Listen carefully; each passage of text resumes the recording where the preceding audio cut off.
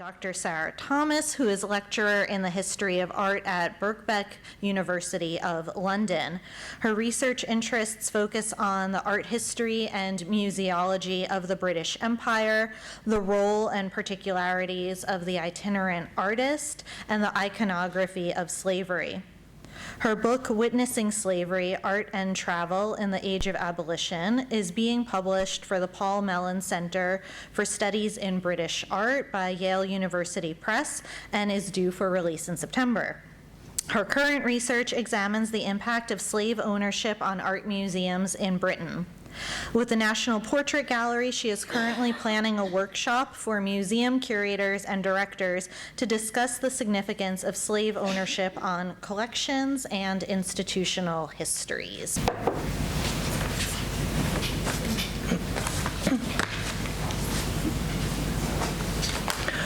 Right.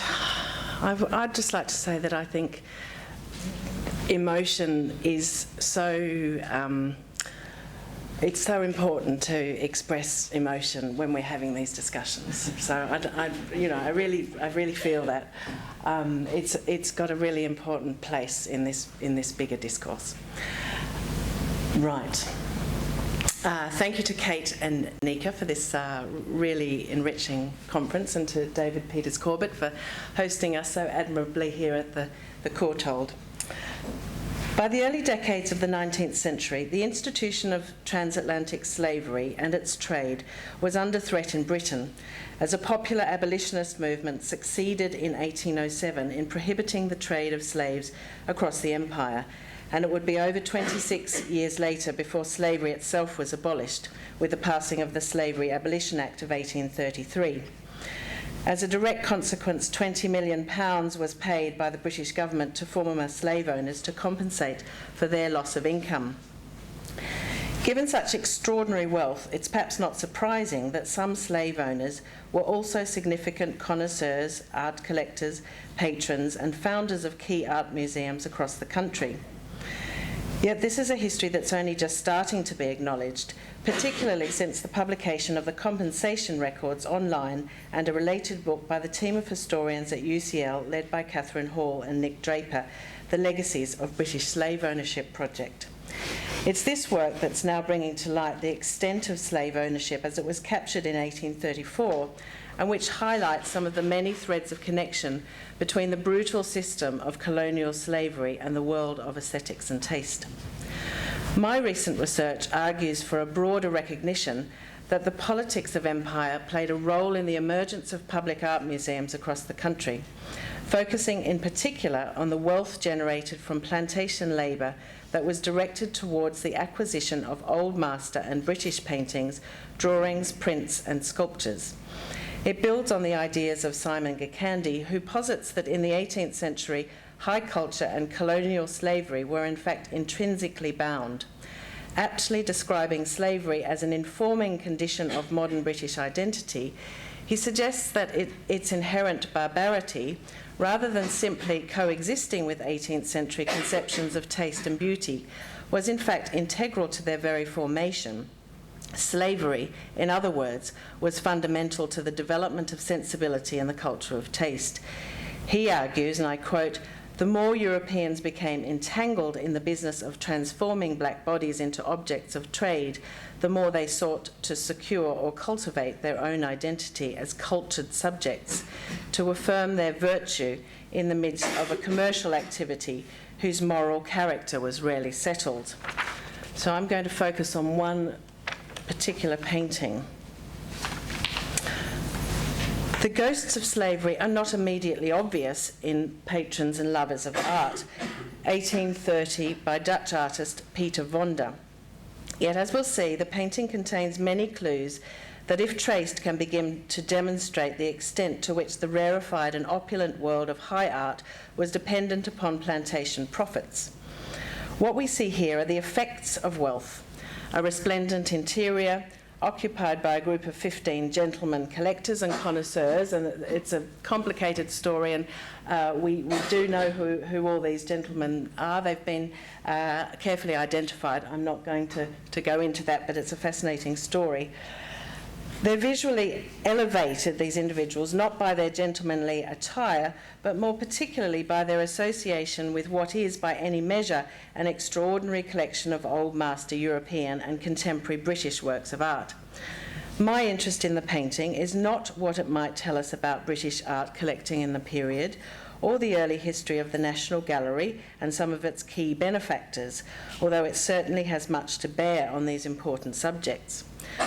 What I'm interested in more specifically is the way in which it provides us with a tangible, indeed visible, starting point for thinking about the origins of such wealth, displayed and so carefully and precisely and in fact usefully itemised so spectacularly here.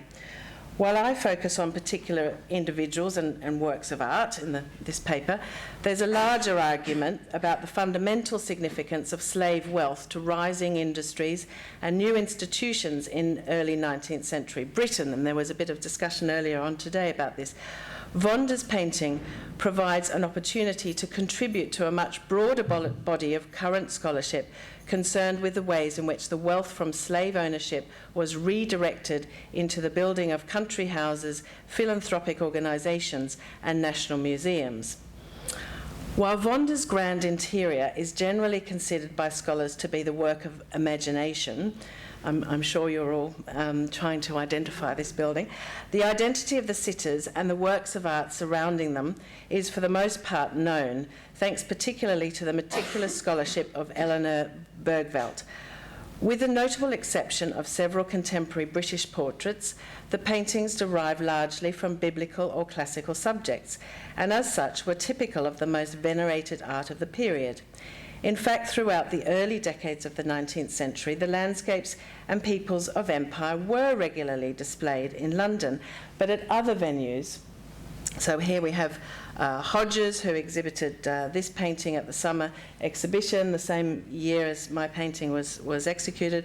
So the Royal Academy, the British Institution, which we'll be hearing more about in Kate's paper. So this is John Simpson. He was a student of Thomas Lawrence, and as you can see, this painting was displayed in 1827 at the Royal Academy, and the following year at the British Institution. So these were just two of a number of examples of very large oil paintings that were representing aspects of empire that the people in London was able to see at other venues. Yet such paintings clearly lay outside the remit of a national gallery as it was then being conceived. We know, of course, that the National Gallery had its origins in 1824, when John Julius Angerstein sold to the nation 38 works, which until the opening of the new building on Trafalgar Square were displayed in the collector's house at 100 Pall Mall. And that's what we're looking at here, and I'm sure many of you are already recognising the same paintings in this watercolour as some of those in the Vonda portrait as well.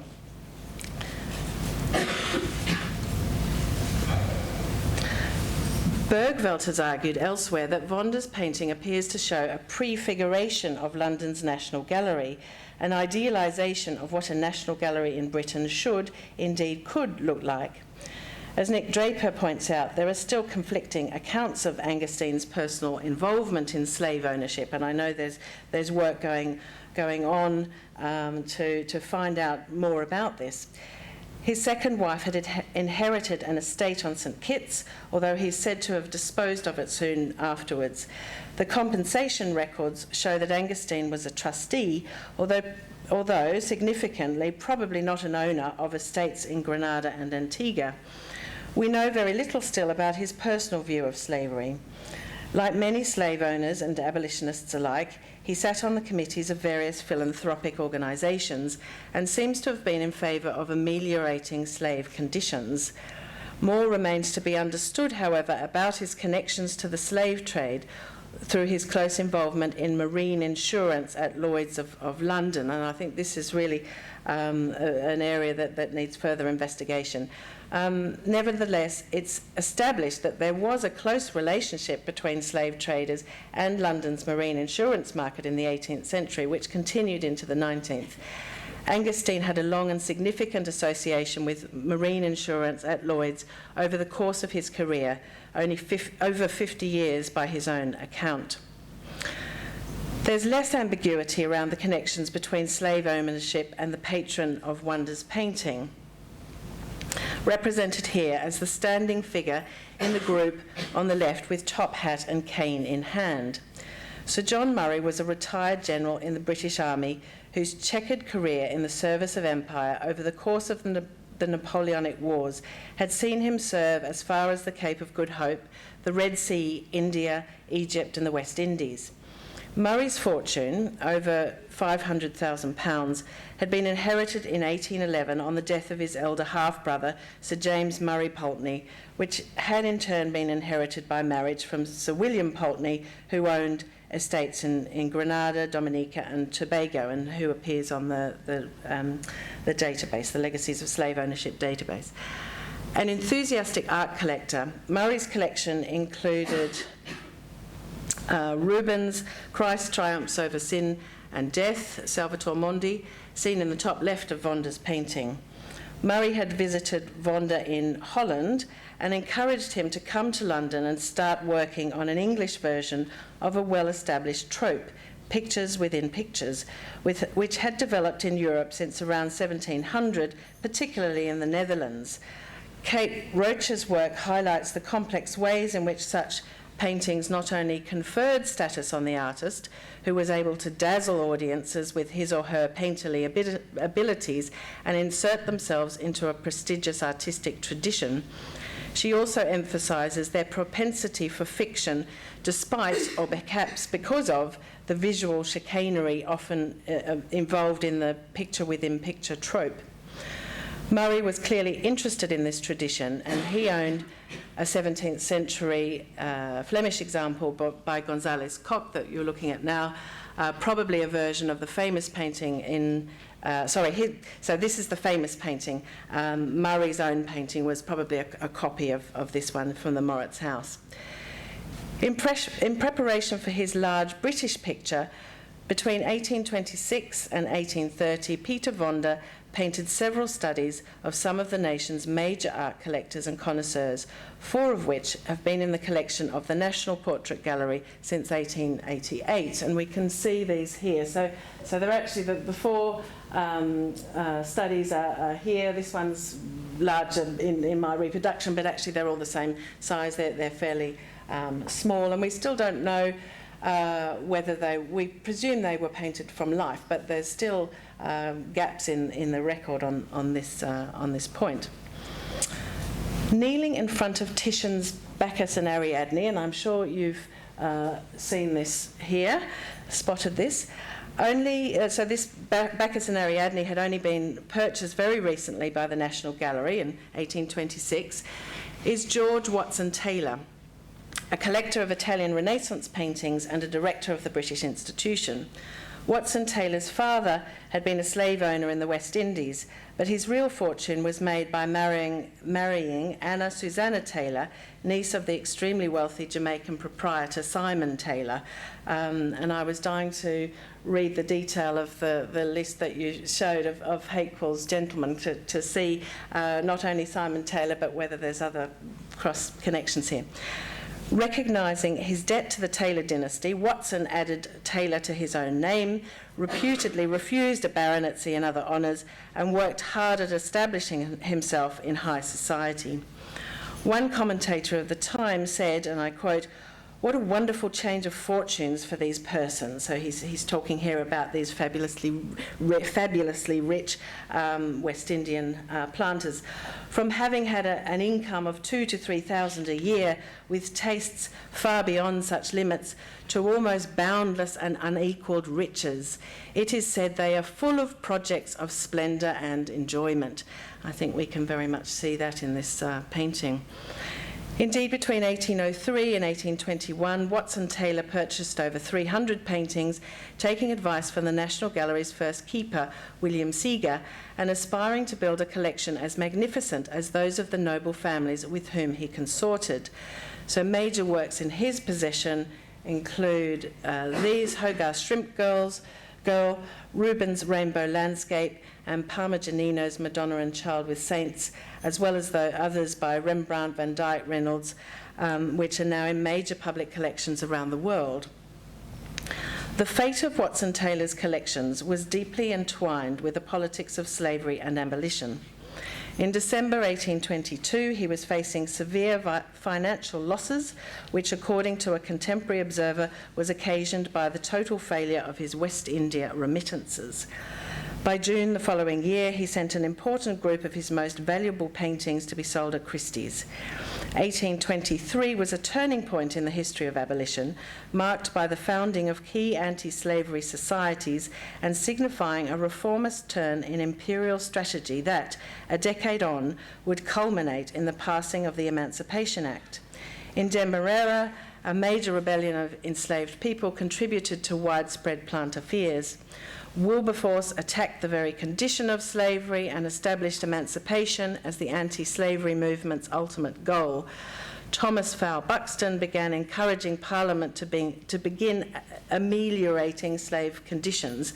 So this issue of the amelioration, so-called, of slave conditions was really very much a pragmatic policy and a place of juncture between abolitionists and planters in this period.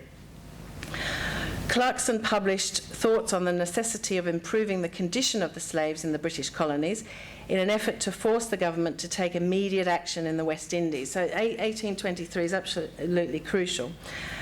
As early as 1815, Watson Taylor had voiced his intentions to enter Parliament with a view to opposing abolition, which he did then the following year, later boasting that over a period of 8 years, he'd spent £140,000 ameliorating the condition of his own slaves.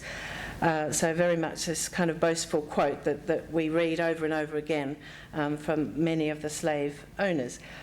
But by 1832, only a year before emancipation, his fortunes were again in crisis, a response both to the political events that I've just been describing, but also exacerbated by his profligacy.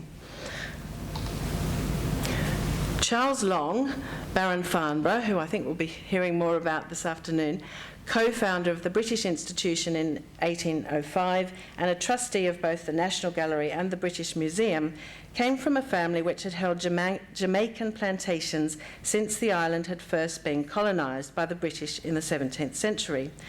As an MP, Long publicly supported the abolition of the slave trade in 1807, although privately he was hostile to it, a view that led to conflict with the Prime Minister, William Pitt. Long's advice on art and architecture was keenly and widely sought, including from the Prince Regent, later King George IV.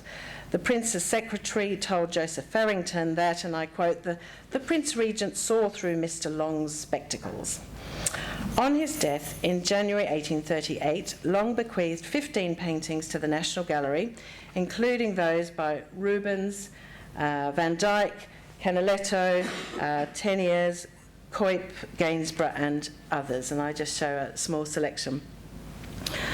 In addition to the gentlemen collectors shown in Vonder's painting, my research shows that of a total of 44 oil paintings hanging within his imagined National Gallery, at least 9 include slave owners in their provenance, and I'm still really very much at the beginning of this. So it's one has the sense doing this work that the more one pulls the threads, the more interesting things one finds. And of course, it is all these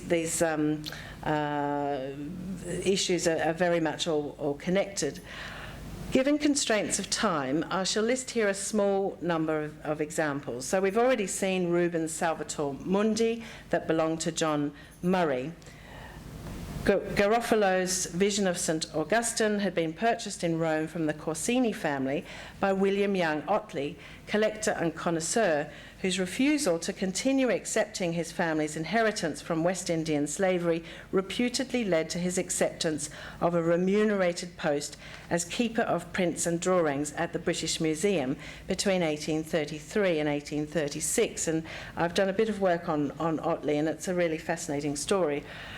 The work to the immediate right of the Garofalo is Parmigianino's Holy Family, which we know was hanging in the Taylor family's Lisson Hall in Jamaica from at least 1770 and passed by descent to Watson Taylor via his wife in 1815 until he sold it in 1832 in an effort to recover his debts. Murillo's St. Thomas belonged to the politician and financier Alexander Baring, who had significant connections with West Indian slavery, as well as being a trustee of the National Gallery and the British Museum.